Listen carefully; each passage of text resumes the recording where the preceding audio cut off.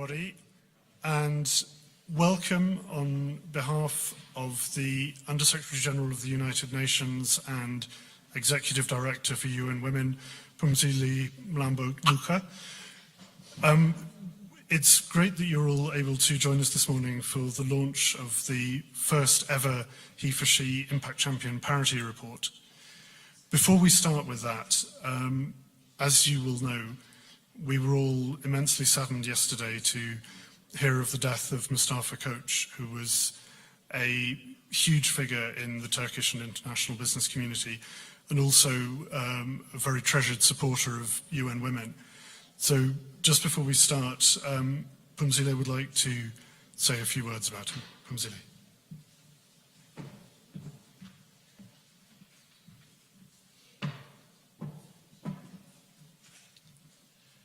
Thank you very much. Just a solemn moment to remember someone who would have been here with us this morning. I was with Mustafa in December in Istanbul, and we were discussing this day. He was very excited about it, and we were also discussing the changes that he's thinking about in his company in order to make his company a role model company in Turkey and in the region. He was very clear about the difficulties, but he was not fazed. But he was beginning to see some of the changes and the impact that were happening in his own company. So we've really lost a good soldier in this journey. The world is poorer without him, and he's sorely missed, obviously by his family and friends, and I think all of us, and I hope the work that we do will make him proud wherever he is. May he rest in peace. Thank you. Just a moment of silence, if you could stand up.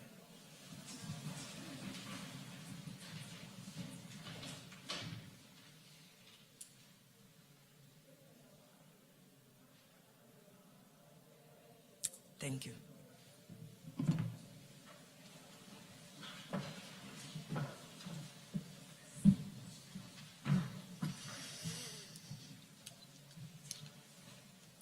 As Phumzile said, Mustafa had been looking forward to today and preparing what he was going to say, and his family have asked that we share now what he would have said had he been here. He would have said, "Gender equality is still a far-fetched dream, even in the developed world. However, we all know that the gender gap is even wider in developing countries. Addressing this gap is not easy. To speak up for equality in cultures with strong gender norms is even harder. I am proud to be the only HEFORSHE corporate impact champion from a developing country. I accepted this challenge because I wanted to inspire other leaders coming from similar cultures to have the courage to speak up. It is our responsibility to rise up against gender stereotypes and sexism, especially where social and business culture is predominantly male and macho-centric. Because where the challenge is harder, the rewards are greater too. It is evident that the Global Development Goals cannot be achieved without empowering, liberating and educating women, particularly those who are living in the developing South. Many role models from the Global North have led the way and contributed to gender movement in their regions. Now it is time to have more role models from the Global South. Frankly, I was not aware of the extent of disparities and how ingrained they were until I started seeing the world through a gender lens. For example, in business life, I wasn't aware that we unconsciously promote women based on past performance, while we promote men based on future potential. Such biases are damaging our societies and our businesses. There is a vast literature to support the business case behind equality. At a time when we all suffer from lack of skills and talent, we cannot afford to keep women out of the workforce. What I like about HEFORSHE is we are making this gender case a reality. I would like to take this opportunity to invite other leaders and companies to dedicate the required time and resources towards equality.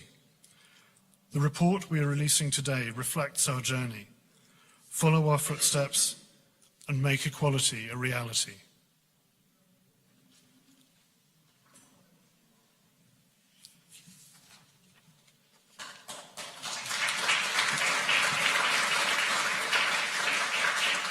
"16 months ago, UN Women launched a new campaign, He for She.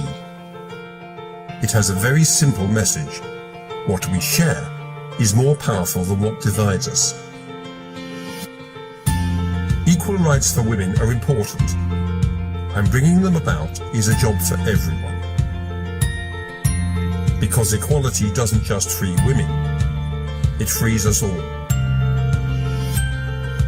Everyone should feel free to be sensitive. Everyone should feel free to be strong. It is time that we see gender not as two opposing forces, but as a spectrum.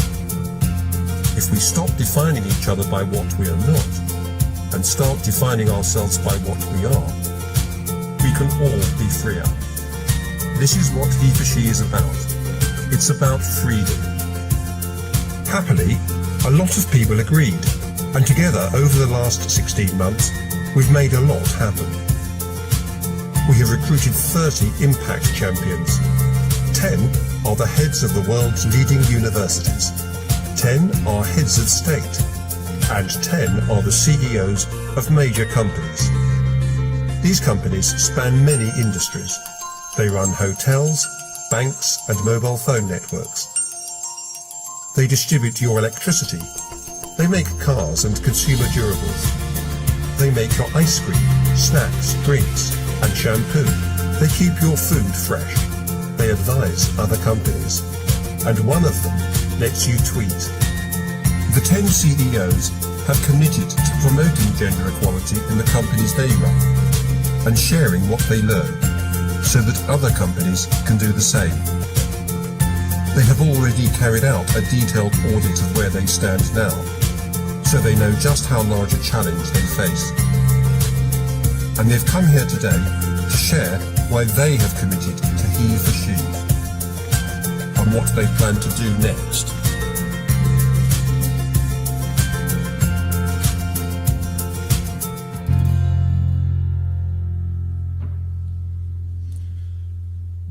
So, this is an exciting moment because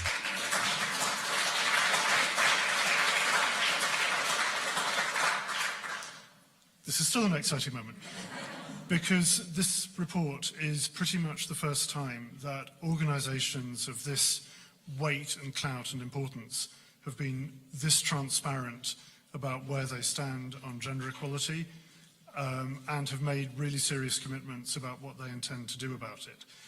And today we're going to give all of you a chance to look at what lies behind the report and get a sense of the kind of discussions that are happening within and between these organisations.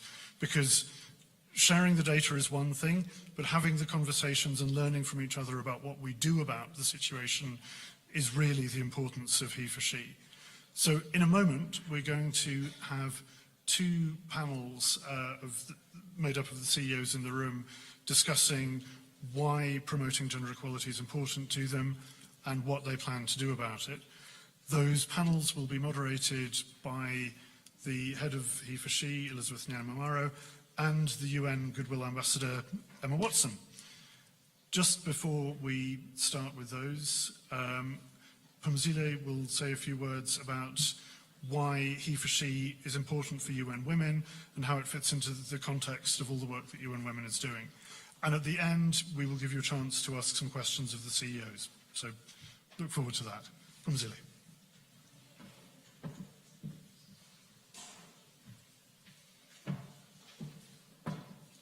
Almost the last time you'll see me. So I'd like to greet you on behalf of UN Women and the UN and thank the CEOs for being here. I warmly welcome our impact champions who are CEOs, but also the impact champions who are here from the university team. We have here the Vice Chancellor of the University of Hong Kong, Peter Matheson, if you could wave wherever you are so we could see you, and Samuel Stanley, the president of Stony Brook University in the US. I don't know if Louise Richardson is here from Oxford, but these are the three heads of universities who are here, of the 10 universities, to be in solidarity with the CEOs. I think they hope you'll return the favor when they have a day like this. 2 years ago, in 2014 that is, the World Economic Forum released their gender parity report. And that report said that it could take 81 years for the world to achieve gender equality in the economy if we continue the way we do. That was a wake-up call. In 2015, the same study by WEF found that it would take 118 years for the world to achieve gender parity in pay. That is, if we continue to do business as usual, which is to leave most of the work to women's organizations, women's interest groups, activists, and other people who are not in positions of authority, who are, however, concerned and determined. However, if we change to business unusual and enter into the space of the new normal, which is what we are doing today, we could shorten this journey. And this is why this is UN Women's business, to work with CEOs, to work with universities, and to work with also heads of states who are also 10 impact champions. Working with men and boys is about ensuring that we've got shared responsibility and a shared vision for a world that has no gender inequality. In this initiative, in which the CEOs are on the driver's seat, recognizes that attaining gender equality is not only the right thing to do, but it also recognizes that companies with the highest representation of women in executive committees, as well as in different executive positions, are able to perform and to compete much better than their counterpart. The significance of today is that we are able to demonstrate the role that leaders can play in addressing gender equality at the workplace when they are leading from the front. In a very short space of time, we have seen significant results in these companies because the CEOs are leading from the front.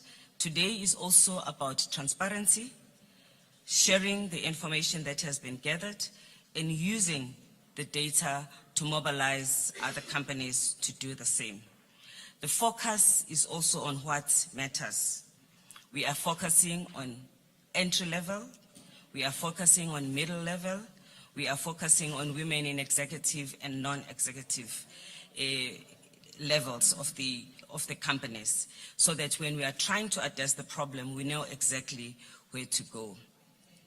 Out of the study, it has been shown that these companies that we are about today are very close at making a breakthrough. 39% of total employees at these companies are women, so they are close to break into the between 40 and 60% range.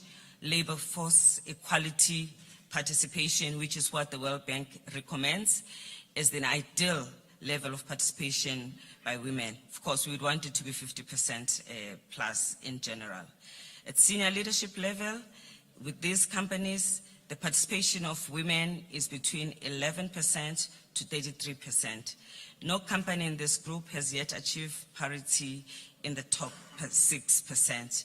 But this is a journey, and we think those that have more work to do will probably run faster. Those that are closer would also engage stronger. Across the impact champions, women also hold 28% of the board seat, exceeding the current global average of 17%. And we'd hope that these companies will break through the global average and do even better. Already they are above the global average. And across all these companies, 35% of new hires are women, but Barclays, PwC, Tupperware, and Unilever have already achieved gender parity in their new hires. But what this means is that everybody has a pipeline to work with and to take forward. So we know that having women leaders at executive level is critical for each partner to realize both their business objectives, but also to make the world a better place. We have timeframes that we have adopted as with these companies. 2020 is going to be the year when we hope we'll be able to present very exciting information and data. In the Sustainable Development Goals, we have highlighted the importance of using data so that you can make evidence-based decisions. And what this is about is also to demonstrate how these companies also value the data and are willing to share it. So here we are. In the short time, these companies have also been able to mobilize and education amongst their employees on gender equality. They have launched new efforts to accelerate progress towards workforce parity and the empowerment of men within the company has gone into the realm of turning men into activists of gender equality. The significance of today is not just for us, it's also for the World Economic Forum, who also has a role to play in ensuring that they create the demand and the pressure for more women to participate in the delegation that come to Davos. And together, UN Women, companies, and others, we create a possibility for companies to have a greater pool of women to send to meetings like this.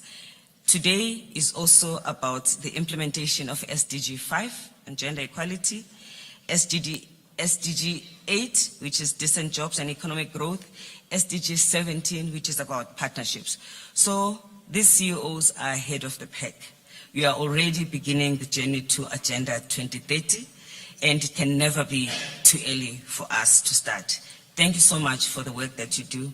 Thank you, Emma, for your dedication and for being so hands-on and for making sure that also I fall into line. I love that. I'm now going to hand over to Emma and Elizabeth, who will make sure that we have some interaction. Thank you.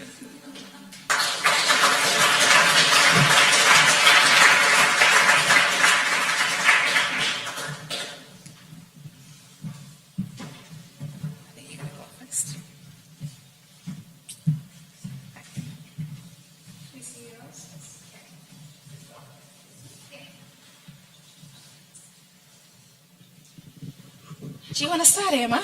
Sure. Hi, everyone. Thank you for coming. Thank you, Pumzile, for all of UN Women's support for HEFORSHE. It's been an amazing few years, and we're very excited to be here today with our CEOs. And I'm just thrilled that we're about to have this discussion and that this is happening. So thank you very much. Yeah, and also I just want to say thank you so much for coming. This has been a very busy year for us, and I'm sure you see from the data in the report that there's a lot of things to unpack. So what Emma and I are hoping to do today is to have a conversation with our CEOs to get to know the men behind the movement.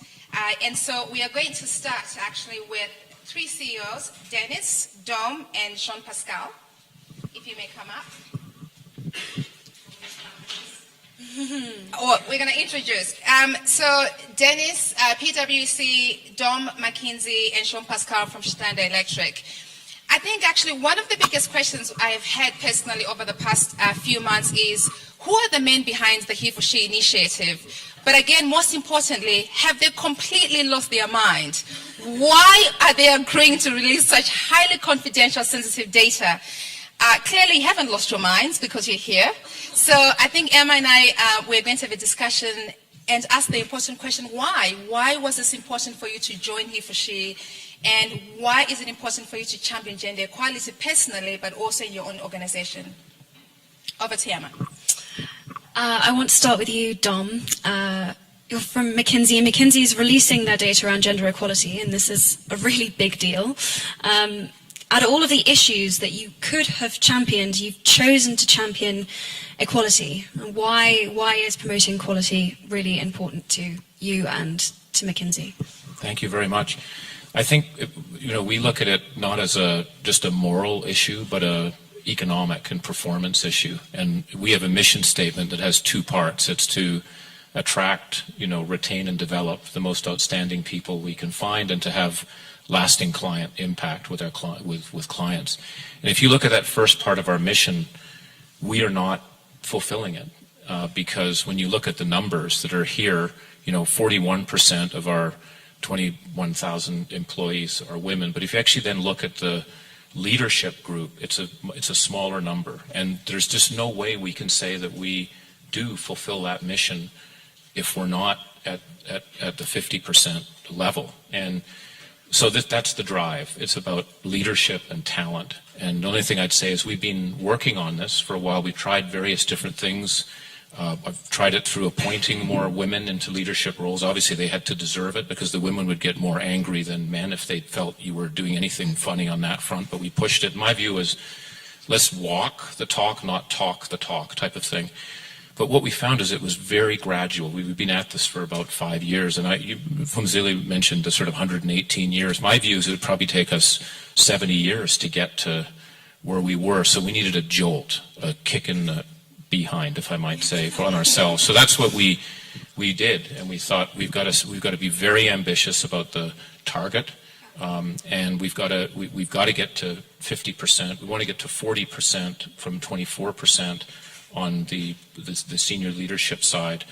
We want to do it in 5 years, and that's going to take a lot of effort. And so we're going to have to talk about it, and we're going to have to lead it. And I think it's your whole point. It's men need to lead. This isn't a women's issue. We need to do it because it'll affect the performance of our firm and mission. So that's the background.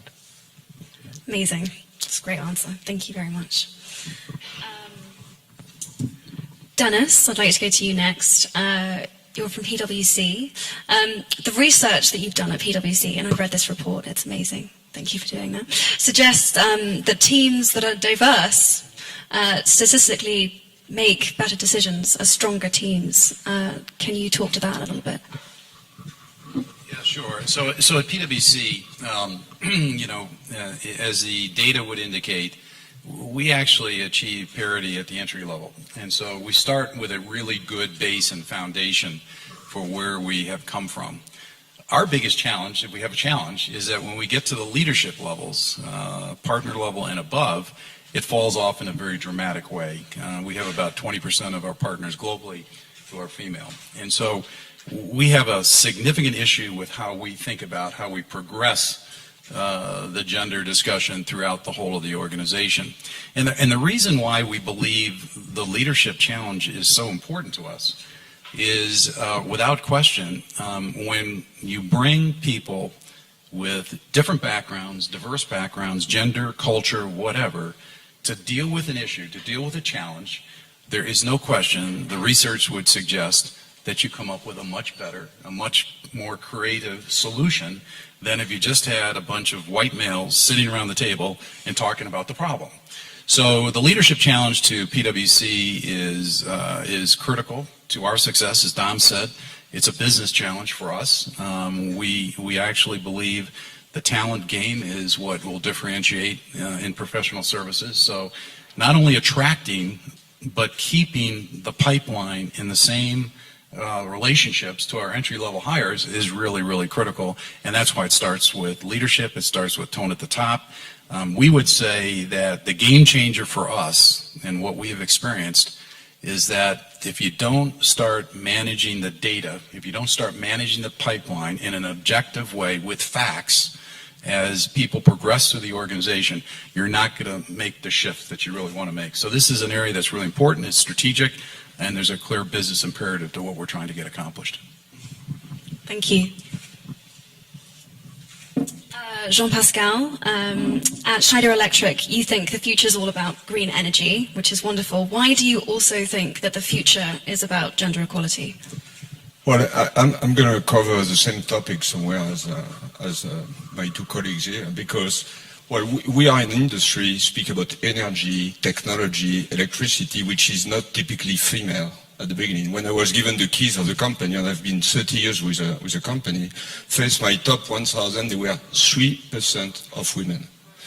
And we started this journey, so 12 years ago, starting from a very low base, which I mean, when I say that, I don't say I'm qualifying for the HEFORSHE, but we've taken really the challenge, the very exciting challenge to make our leadership and the whole company more diverse. For the reasons that were explained before, war for talents, it would be stupid for a technology company like us to get deprived of 50% of the talents of the world. There is always a good excuse, which is in electrical school, there are no women. Well, even there are 15% in average, it's still enough for us to recruit women. The second one is we are a company of innovation. And I completely go with Dennis about innovation comes from creativity. Creativity comes from diversity, confrontation of different origins on opinions. Third point is that many of our customers are women. So you've got a bunch of men say, I understand women. Yeah, you bet, okay? Right, no, we don't, okay? So you need that diversity on people who understand it. And again, 30 years in the company, I did my first 20 years just with men. It's sad. It's terrible. It's awful. So a balanced community is about, it's more inclusive, more balanced, more fun, more excitement, which is a bedrock of innovation.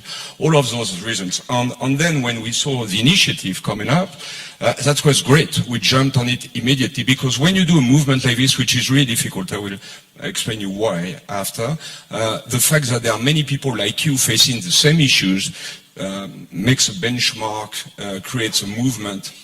And we are all very proud, and we are competitive, so we want to be the best. Okay, so that creates the right emulation. So that's the one. On more so, it's a great community to exchange on best practices, how you do it, on stuff. Tell you, we had two issues 12 years ago. There was diversity of nationalities. We were a company that was 80% French, on mostly male, and on 97% male. Today we are 80% non-French, which that diversity has occurred quite easily. I would say it has been another battle, but it's been. I'm very frustrated today. From 3%, we are today at more than 20% of women in the leadership, which is not enough, but it has been a great progress. We are recruiting today close to 40% of women, so that has been a big change. At the beginning, people tell you no, tell you how I did. I say, then if we can't recruit women, we stop recruiting men till we recruit a woman. And suddenly it became possible.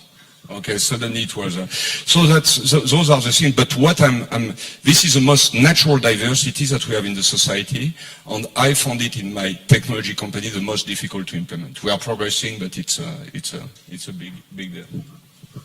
Brilliant, thank you very much. Elizabeth, over to you. And actually, I think, Emma, you had a very important question to ask Dawn about stimuli. This is true. I was going to ask about the MGI report. Yeah. So it suggests that a $28 trillion boost to the global economy with full female participation, which would be the single biggest stimulus to the economy. Looking at the news today, we need a stimulus.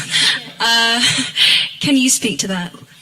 And actually that gender equality report was stimulated by the work from Zélie and Elizabeth and the HEFORSHE, because we felt there needed to be more of a landscape, if you will, of what the opportunity might be. Because again, I think it's not just the moral requirement, it's the economic opportunity that's there.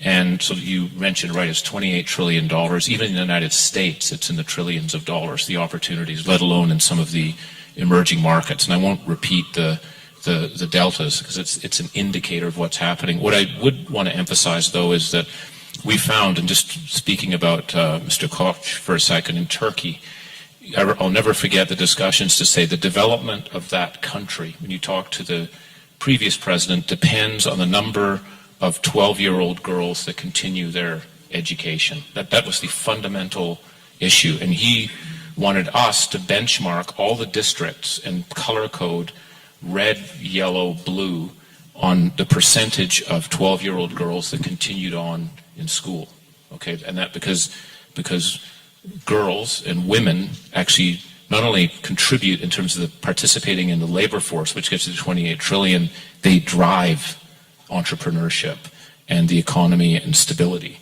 And so this is an area that I think we need to push on. Again, it's back to the economic side. We all agree on I think the moral side. But we were trying to say is there's a lot to be done. And what also shocked us, and I'll shut up here, was even in those countries where it was seen as more equal, there was not a single country where there wasn't at least a major barrier, legal barrier, income barrier, educational restriction that dampened the opportunity for it. So it's a global issue. This isn't an emerging market developed. It's a global issue. And we think, just like you've driven with this report here, because putting numbers on a page, as you said too, we get competitive. I even brought this up here just to see where Dennis was, but I can't say anything because he's ahead of me. But if you start comparing, you look at countries, and I think we need to start putting visibility out there in terms of how are different countries doing, and that's another reason why we did this report too, to rank countries, and this is again about economic performance. So that was a bit of the background to the report.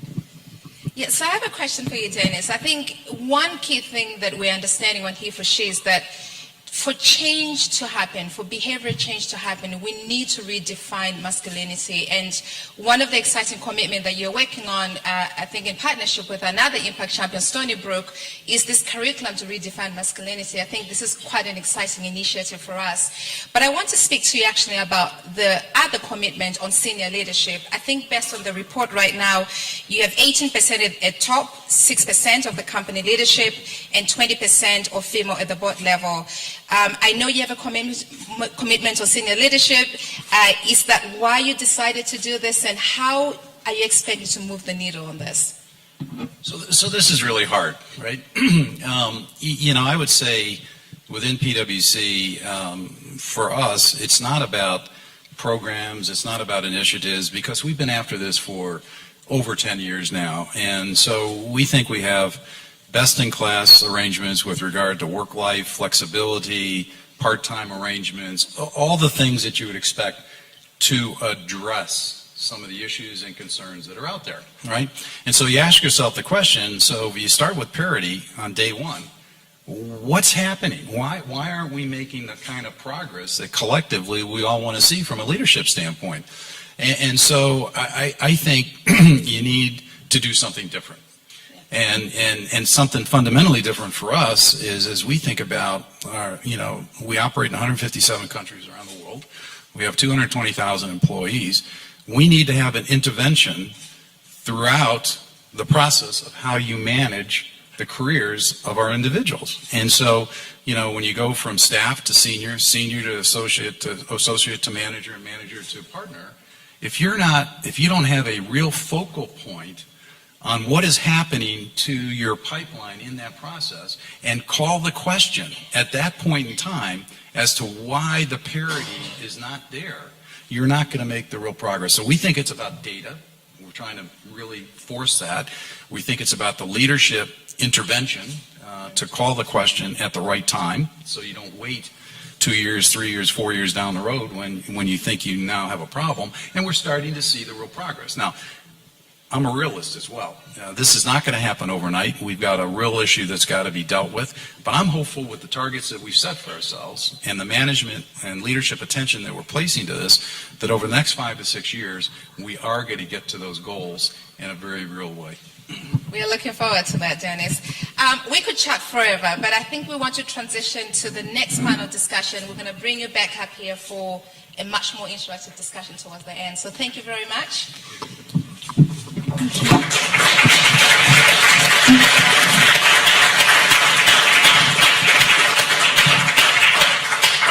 So now we want to look at what we in business can do to effect change. And I'm going to call our next CEOs, Paul Coleman from Unilever, Rick Goying from Tupperware, Sebastian Accor Hotels, and Adam from Twitter.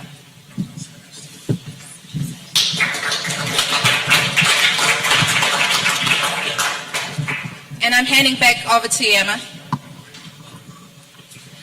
Okay, so Paul, I want to start with you, because at Unilever you're working to empower women not just within your company, but also in the areas where you do business, which is amazing. You're really trying to sort of extend this out into every area and region. region that you can. Can you tell us a little bit about what that's been like? Yeah, we think it's actually important. If you look at many things, you look at social compliance or impacts that companies can have. The biggest impact you can have is actually in your total value chain. Many companies have in their own control perhaps 5% of their value chain, and the rest is what you let other people do that might not be on your payroll. So if you take the first panel that we just talked about, all these companies are trying to be very diligently trying to increase the number of women in their own companies, which is very important. We have 50% of the women on our external board, 30% internally, and you need to do all these programs to get a seat at the table. But the bigger impact, obviously, is to get to the 28 billion that Dom was talking about in terms of trapped potential in the economy. I've actually read numbers that go up to 37 trillion with the work we're doing with the Sustainable Development Goals. But whatever that number is, it's a huge potential. So what we say is we go into our total value chain. We've made a commitment to improve the livelihoods of 5 million women in our total value chain. And what we do is in everything that we can influence in our value chain, we take an angle of women. Let me just give you a few examples. We do it around rights, skills, and opportunities, which basically come from the Ruggie framework on business and human rights. So we look at rights. This means that we need to fight for land rights, access to financing rights, safety rights. In fact, we're working with the UN Women on a program that we can roll out to all companies for safety of women.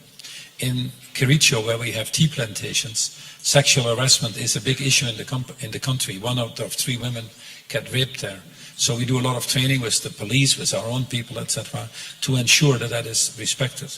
When we work on deforestation, an issue we need to solve to get the issues of climate change under control, we need to be sure that we protect the indigenous people, especially the women. We need to be sure that women have land rights. In Africa, in agriculture, they do half of the output. They get 10% of the income, and they have 2% of the land rights. So that's an example where a company can fight and use its scale and influence for women. Then you get to skills. You need to be sure that you do all your efforts on financial inclusion. You want to be sure that women are involved. When we train the smallholder farmers, we have millions of smallholder farmers, which are absolutely needed to get the economies growing. We want to be sure that 50% of them are women. So we recruit 50% of them as women. So that is in terms of opportunities. In terms of rights. And then in terms of opportunities, use your brands and use your network to create the jobs, the smallholder farmer jobs. We have Shakti ladies distributing. We have now over 200,000 that we give microfinancing. They distribute our products. We use a brand like Sunlight to create water stations so that these women can have opportunities to create their own little micro businesses. And so in everything you do, put a lens on that as a woman. And it's basically a Mohammed Yunus on steroids, if I may say.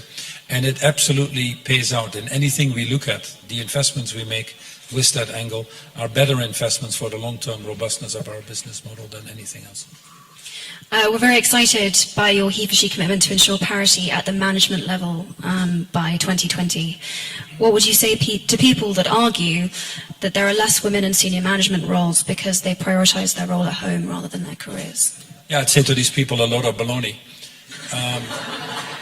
Because they are just justifying. So that is this unconscious biasness that is creeping in. You know, we had a higher attrition of women than men in the company as well. And we looked at that and we saw when women went on maternity leave, which in some countries are obviously very generous plans, that we disconnected with them. And that these women then felt that their careers were slowed down. We were taking them out of the enormously fast-moving discussions on how the company was doing. And when it came time for them to go back into the workforce, they were reassessing their choices and ended up going to different places. And if you talk to other companies, you find that the bulk of the women that go through pregnancy, if you want to, and take time off, whatever is needed, actually end up again in the workforce. So that statistic is really not, it's a perception that you have to deal with and not a statistic. Now women have to fight that as well. Themselves. It's a thing on two sides. It's not a one-way street. So these maternity programs, we have maternity and paternity programs because for us it's gender equality and LGTB and all that. So if you get a baby, I can take the I have to negotiate with you, but I can take time off. It looks like a very appealing proposition to me. But we have to be sure that the people that are affected with that are the ones that actually put these programs in place. And bit by bit, you overcome these unconscious biasness that are there. That's a great answer. Thank you very much. Rick at Tupperware. Rick, you are not just empowering the women and men that you work with in your company, but millions of women that sell your product to be change makers in their own households and in their communities. Why is this important? Well, personally, I think it starts off when you try any company, and talking with McKinsey, one of the things they talk to us about is to find our source of competitive advantage. Many people have made a lot of money on Wall Street finding underappreciated resources. And that's what I would call the attitude toward women, an underappreciated resource. What's been exciting about what we started to do at HEFORSHE is too much of the conversation about gender parity has been focused on the developed markets of the world and conversations about STEM, glass ceilings, and I get all that, and that's wonderful.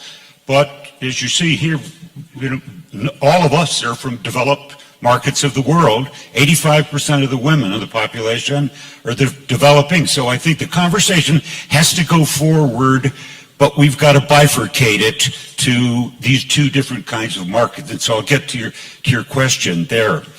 She really has fabulous talents, women. And it's interesting, I was writing down yesterday, silly little list of, because there's so much conversation, she'll have a better life if she has STEM.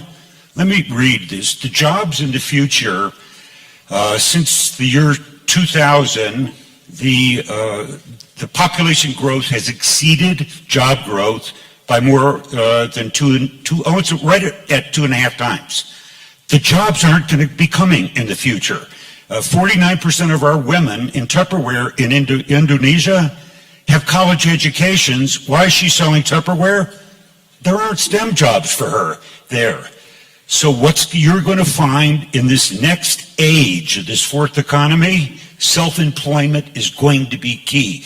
And I hesitate to use the word entrepreneur because then you think of Twitter and you think of Steve Jobs, but self-employment, but powerful self-employment. I wrote skills down that these are non-cognitive skills that somebody would have said soft. Let me read them quickly. Courage, curiosity, perseverance, endurance, enthusiasm, reliability, motivation, Magnificent Seven.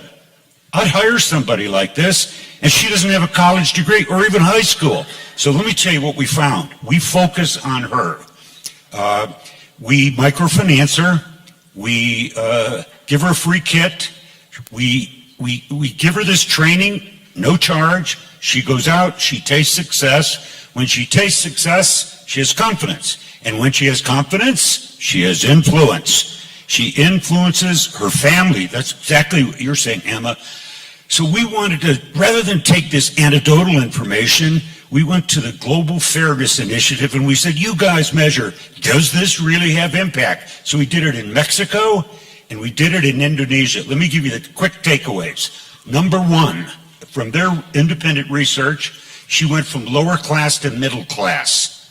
2, her self-esteem. She went from, I'm not good enough to, I'm good enough. In fact, 50% said, I'm a leader. Thirdly, she became connected to other women. And women connected, I've learned this, stay out of the way.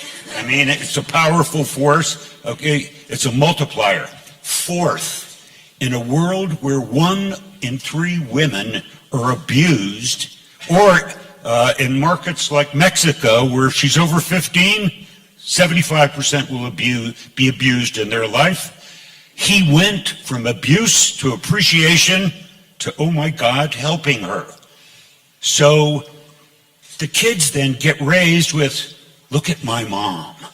So I think what we've done is we've just opened our eyes and tried to find a way to build on that. And that's where most of the work we've really got to do here is got to be 85% of the population doesn't live in Europe, in the US, It's out there. Wow, thank you. Sebastian, you're one of only 2 CEOs that has made a commitment to equal pay. Why was that your focus at Accor Hotels? Well, because you have to start somewhere. No, seriously, I've been thinking about it for a long, long time. I've been trying to find a single reason why 2 individuals doing the exact same work and not having an equal compensation. And I don't have anyone in this room who actually gave me any good answer except heritage of the past, which is actually a stupid answer. So if you accept that the answer is should be done that way, then go for it. But the problem for going for it, it is a lot of methodology behind it. You have to evaluate the gap. It is extremely different in between countries, cultures, segment. It's not going to be me doing it. You're going to have to impose that. You have to delegate on many people within your organization. If you believe it's going to be the executive committee, you're wrong. We manage 200,000 people in 92 countries. Equal pay should start at the hotel level because it is the hotel general manager who basically fixes compensation for his staff. So I have to go to 4,000 hotel general manager, delegate that authority, and tell them that they have 4 years to do it, not 100 years. I want Accor Hotel by 2020 to have equal pay in each of the job position, whether it's male or female. So let's go for it and let's meet again in 4 years. Actually, let me just end a personal story about Sebastian. So our incredible regional leader, Kumzela, gave me what I thought was a mission impossible at the time. She said, go and find me a commitment on equal pay. And I thought, how is this even possible? So I had a meeting with the Accor team at the working level, and they said, actually, the CEO wants to come to the workshop. And Sebastian showed up, and he stayed with us the whole day, and we started to talk about equal pay, and he said, well, how much will it cost me to close the gap? And he said to his team, I think we should do it. And so when I came back and I told Pumzile, I think it's become one of her favorite, talking point where she says, sometimes you make it sound like it's too complicated because sometimes it only takes an individual to pick up a pen and sign off. And Sebastian, you did this, and for that we're very thankful. The problem is, I'll admit it here, which is obviously not great for a CEO, I still did not evaluate the gap, and precisely because if I know the numbers, I will not do it. So put the numbers aside, and I decided equal pay because parity, I've done that with my family, boy, girl, so I start with equal pay. No, seriously, I don't have the number. I'm going to get the number fast enough, but whatever that number is, it is an investment, it is a message, and it is just norms, and let's not budge from it. Plus, I'm going to be pushing other people to copy us, which is good. I owe you my job. I was able to keep my job. Thank you. Adam, I wanted to ask you a question. At Twitter, you're focusing on representation of women in senior leadership roles. Isn't this really a problem, particularly in Silicon Valley? Oh, it absolutely is. And I'd like to start by saying I'm incredibly honored to be here today. You know, when you kicked off the conversation about he for she over a year ago, there's been over 2.5 million tweets with the hashtag he for she, and they've come from over 200 countries all across the world. So it really is a global conversation that you've kicked off. As for Twitter, the company, we have published our diversity and inclusiveness goals for 2016. We're going to hold ourselves accountable for those goals, as should all of you. And we're committed to increasing the representation of women all across the company, all across the globe, in both technology positions and also in leadership positions at the company. And why? It's actually pretty simple. We want the company makeup and the leadership of the company to reflect the massive diversity of the users that we already have on Twitter, the platform. The other thing that we're doing is we are focused on a systematic review of metrics that matter at the company, things like salary review, numbers of retention and acquisition of employees, and then most importantly, we are also talking directly to our employee base, and actually through some of these conversations with employees, a review of survey information, we've started gleaning incredible insights from those teams and have actually made change within inside of the company. I'll give you two really good examples of this, two of many examples that have happened recently.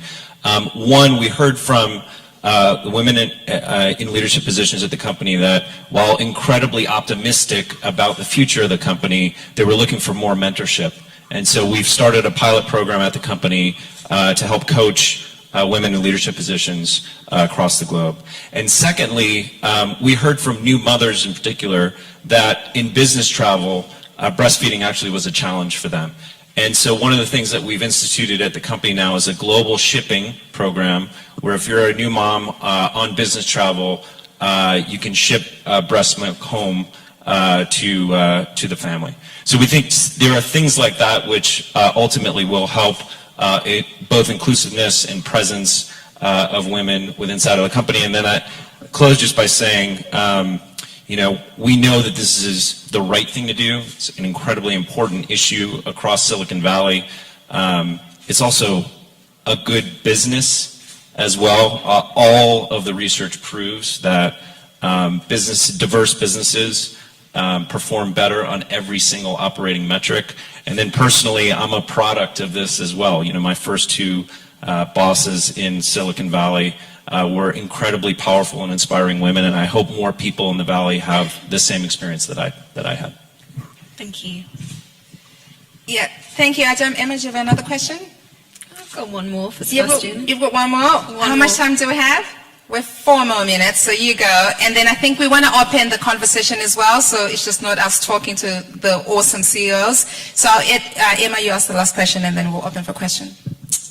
So I wanted to talk again about sort of senior leadership positions and this sort of perception that the reason why there aren't women in these leadership roles is because they don't want them. It's because they want to focus on family, because women aren't interested in them, and that's why they're not sort of getting there. And sort of I'm interested in sort of what you would talk about when this sort of issue came up. Well, I see there's two things. Number one is just any woman giving birth, I'm starting from the point of view which is very simple. You only achieve success at work if you first achieve success in your family. There's probably no better, more emotional, exceptional moment than giving birth to someone. And you have this benefit, we don't.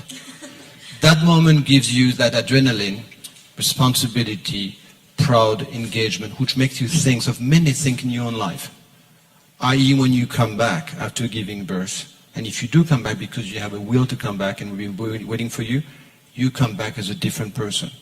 You just readjusted your priorities. You come back with fresher eyes. You had time to think about the organization, about what you're going to be doing. You're going to be adjusting differently to the people you left behind 6 months before. You're just going to be an even more valuable person, and I want you back. So that's basically the way I look at it. And the second thing, just on a side note, just for you to know on gender parity, we launched something a month ago which has done a huge effect. We only have 2 women out of the executive committee. And we all know, and he's here to prove it, 90% of all the new startup digital have been run by underneath 35 years old. I decided, and it's coming to play on the 4th of February, I'm putting a shadow COMEX of 6 female, 6 male, between 25 and 35 years old, that we spotted in the company. They're going to have access to all the hyper-confidential information that the executive committee has. They're going to have the exact same agenda as mine every month. They're going to be answering those problems with the same quality of info, and I'm never going to make with my COMEX any decision until we see what is the decision of that total parity, male-female, millennials. And I guarantee you, half of the decision would have been different from what I would have made. So I'm pregnant.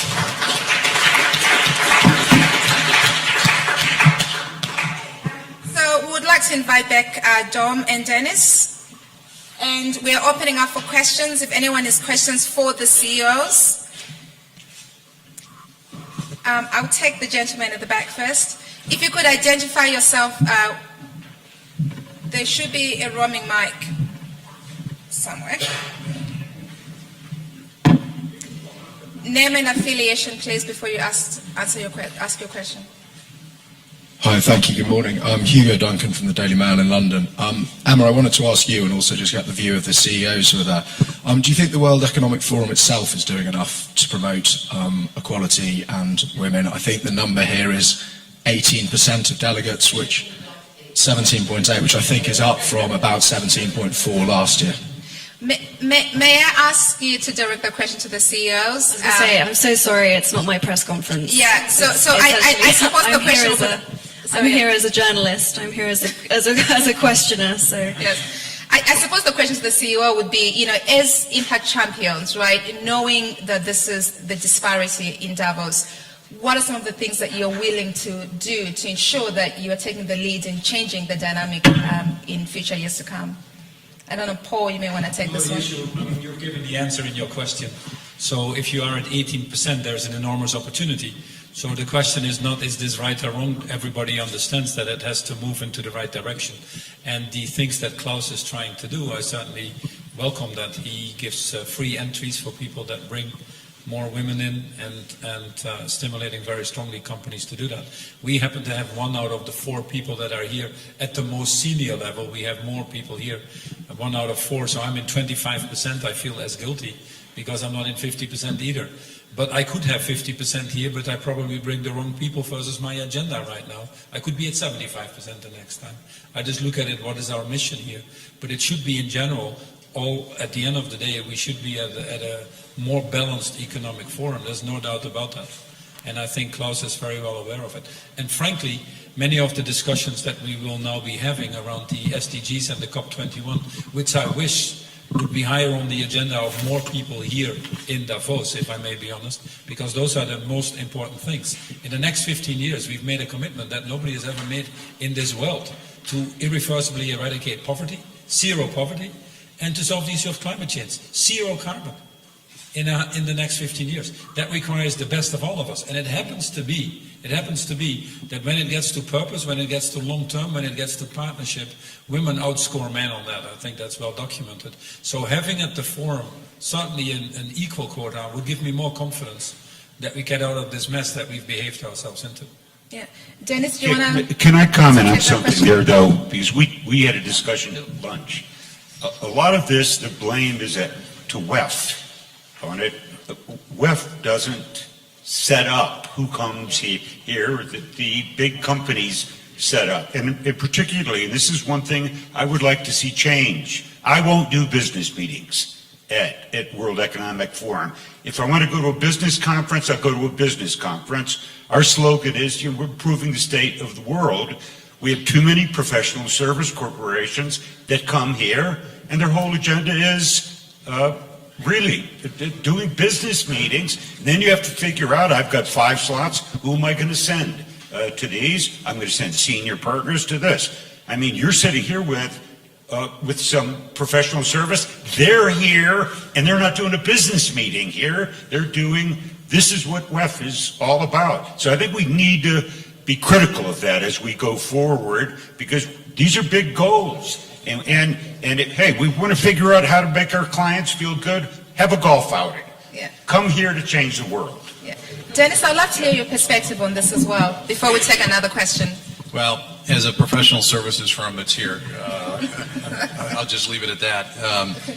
I think we collectively have a challenge. I mean, one of the big opportunities, I think, at WEF around this topic is over the past several years, we've had many discussions and debates about, the whole issue of gender parity. And one of my frustrations, quite frankly, is I think there's a lot of really great ideas that come out of these conversations. And if there was a way that we could really get the best practices that are out, in all organizations, out to the greater World Economic Forum, I think we could actually begin to move the needle. And I would like us to see if we can do something along those lines, because I think that's one of the big challenges here, because otherwise we just keep reinventing the wheel in every single organization. And I think we have collectively some tremendous ideas that have been shared here this morning. And I think it's about pushing those best practices, those best ideas out, and then holding ourselves accountable for what we're trying to do. Thank you, Impact Champions, for committing to take the lead on this. I'll take another question. Monique? Yes, Monique Villa from the Thomson Reuters Foundation. My question, a very intriguing idea from Sébastien Bazin on the shadow ExCom. First, how did you choose the 6 men and women? Was there a process, or is it your choice? And second, do the other one around would be interested to copy the formula if it works? What we've done is I've asked the 12 members of the executive committee to each of them their respective region and business unit to spot 2, 1 male, 1 female. So I have 24, and my head of human resources and myself alone, we interview the 24, and I've done already 17 or 24, and I guarantee you that at least 15 I want to keep. It's just extraordinary, the quality of the people that I did not really know of, and you can start Parity only by actually giving proofs that you give them authority and you move on. So, but it's a beginning of a long journey, but it's fascinating in terms of the engagement and the proud of those being selected. The problem is I told them, you're going to do it for a year because it may actually go to their head. So I just want to make sure that they know it's going to be for 12 months. And then we move on to another Shadow COMEX with New Millennium. I think one thing that Sebastian actually talked about, which is really interesting, is, and you look at some of the numbers that were released today and the goals that we all have, it's impossible, I think, to have that much change in a short amount of time just through candidate acquisition, so bringing people to the company. So one of the amazing things is actually making sure that all of us have big development plans in place and bringing and growing the entire company and taking the entire company through the process instead of just candidate acquisition. So I'm seeing a hand from our Twitter colleague. I believe that we have some questions on Twitter. May we take one question from Twitter? Okay, I can read it out. Okay. Are quotas a thing of the past or an efficient way forward? Dom, this may be a good one for you. I think quotas, I'm not such a big fan of quotas, because I think at the end of the day, I think they're good. I think it's good to have a target and a benchmark about where you're moving to move it forward. But I actually think if you can have a negative effect if you're just pushing people through to meet a particular bar. I think we should have a high ambition as to what the number should be, which I think people are doing here. But I've actually found, and this may be just more a McKinsey thing, if I was ever to start appointing people just because they were women to get that number, as I said, the first group of people, and probably the only group of people that would lynch me would be the women, because it's saying do not do it for that. We need to have this is a meritocracy, and by the way, we should have more women in leadership roles, and that what we need to, it's through the pipeline, as was discussed before here. We are looking exactly as Dennis said, step by step. What's the number? What's the percent of people that we recruit? What happens at each stage? Why do people leave? How can we retain them as we move through it? One of the other things we haven't talked about, I think, by the way, having a more aggressive program on this side, I think, is better also for everyone in the entire organization. It's not just the diversity of thinking, but a lot of these programs that we're putting in place is good for everyone in terms of being better leaders, I think. I think Emma has a follow-up question, and we'll take one more from the media. Pay inequality often follows women in a perpetuating sort of vicious cycle, as they're often paid at their new job according to what they were paid at their last, regardless of a new position or role. Has anyone tried, or would anyone suggest paying the job, not the person, as a strategy to deal with that? Sebastian, you get a pass on this. You're already doing enough for now. Yes, but maybe Paul. No, I think it is very important, and coming back to the quota issue, this is actually very closely related. If you really want to change society, if you really want to change companies, you have to change the behavior and the culture. And the behavior and the culture, for example, should say, in terms of people that are not promoting sufficient women, has to be an integral part of their performance review. So it's like a plant manager has to have that plant safe. We don't pay plant managers for making their plants safer. We fire plant managers that don't have safe factories. If you have people in your company that don't champion the respect for human beings or the equality that we're seeking here, these people should not be longer term in your company, even if they are very good business people, because ultimately they undermine this culture, the values that you set as a company to succeed long term. It's very important, this. And what we need to spend far more time on is to ensure that senior managers in the company take the right decisions accordingly, so that people see that that is serious in the way we behave. And quotas or other things don't do that. Now, equal pay for equal work has to be ingrained in any company, and the only way that we can get out of this debate forever is that we make that very, very transparent and make it even part potentially of auditing, like what PwC should be doing. Like if you have an annual report, more and more companies should be starting to report on their contributions to the 17 Sustainable Development Goals. Because at the end of the day, companies are there to serve society. They're not there just for the shareholders. It doesn't work anymore.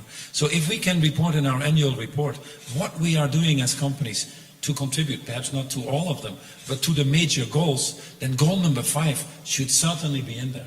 And we should ask ourselves your questions and others and make it really clear which companies are delivering or not. If you look at your booklet that you just published, the HEFORSHE champions that are in there, you rightfully so put all the data there by level of how we are doing. That's a very valid scorecard.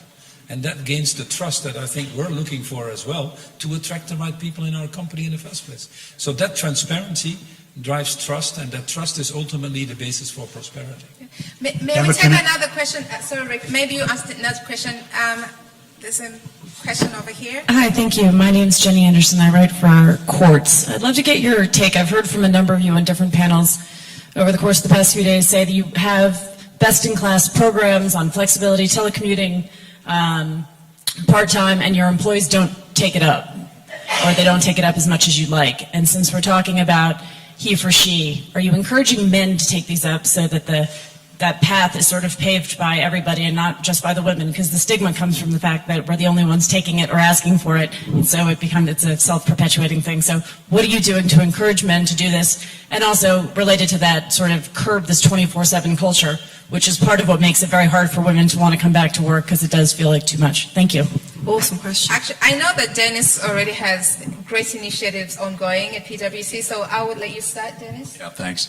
It's a great point. And in fact, we recently conducted a survey of all of our millennials, and the point that you're making is spot on. There is no difference of view here between female versus male in terms of how they're thinking about work life, how they're thinking about flexibility, how they're thinking about how they want to conduct their lives, work, etc. So to me, this issue is not a gender issue specific. This is really, how you really not only attract but retain that talent for the longer term. So yes, the answer is I think this has got to apply for females as well as males, and we need to make sure that there is a level playing field for both, because if not, I think we can predict what's going to happen. That generation is going to seek, opportunities outside the organization if you're not providing that equal opportunity to both male and females. I've spoken to a lot of men who feel a lot of stigma around taking paternity leave,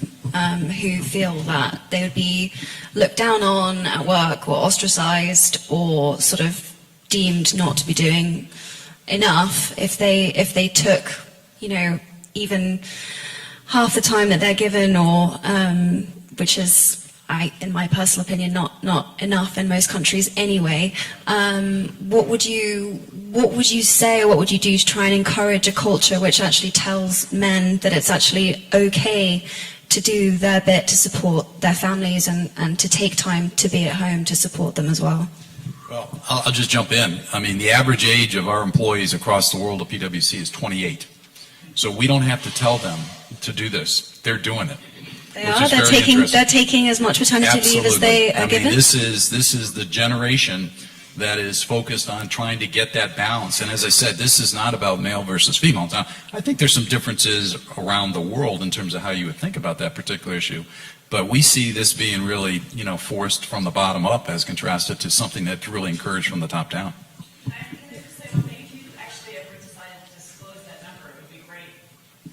A lot of, if your workforce is that age and they are taking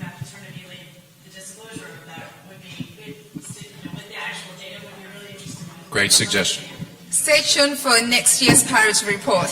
I'm being told that we're running out of time, but I know Rick has been dying to say something. Can we squeeze in Rick and Adam very quickly? Timekeeper? I want to quickly mention something that Paul said that I think is incumbent upon CEO down the road here. We have gone through too much of a period of short-term and focus on shareholder value and what they want. The number one responsibility, I believe, in CEOs going forward is the sustainability of their enterprises for all their stakeholders. And for me, that's 3 million women around the world. Now that you've got so many private equity firms and hedge funds, hey, they're looking to get out in 3 to 5 years, no matter what's left behind. That's why we look at who our shareholder base is, and if I see it's a hedge fund that has 250% turnover, I don't go to that meeting. I don't want them in our stock. Yeah. Adam, 2 seconds. Yeah, I think you made a great point about unconscious bias, and we actually just in the last 48 hours rolled out 20 weeks of parental leave for all of Twitter employees across the globe, and we're focused on actually making it a parental leave so that men can also participate in a pretty major way. And I think your point around unconscious bias across the board deserves a lot of focus. One of the things that we've done as well in our hiring committees when we make an offer, for example, to an engineer, is we remove the name from the resume, so that when the hiring committee debates the offer out, they're doing it without any context of gender or any other unconscious bias around the person's name. Well, thank you very much, Impact Champions, for a lovely discussion. Emma, thank you for a fantastic job moderating. And I'm going to call upon the Executive Director to give closing remarks.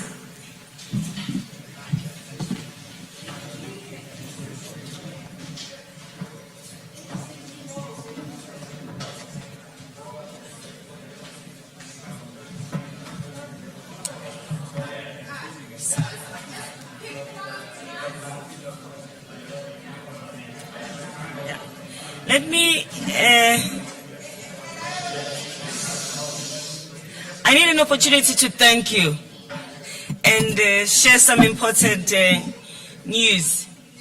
Emma, behave.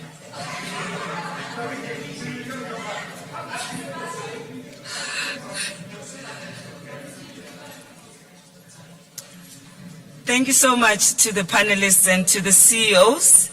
I just want to highlight our takeaway from this session as UN Women. This is, in a way, an inaugural dialogue of this nature where CEOs sit in front in their capacity as leaders and tell us why they do what they do and what it is that they are willing to do. One of the things that I was relieved was mentioned this morning is that we're keeping the 2020 deadline because it's quite tight, but I'm encouraged that we are running with it because a lot can be achieved in that time. I also want to make you aware that 2025 is going to be 25 years after Beijing Declaration, and we intend to do a thorough evaluation of what has changed in the world. In Beijing, there were no CEOs of companies. The men who were there were mainly from government who were making sure that the women were not going to get carried away. So you will be there in that evaluation for a different reason in 2025 because you'll have something to share about how much you have contributed in taking the agenda forward.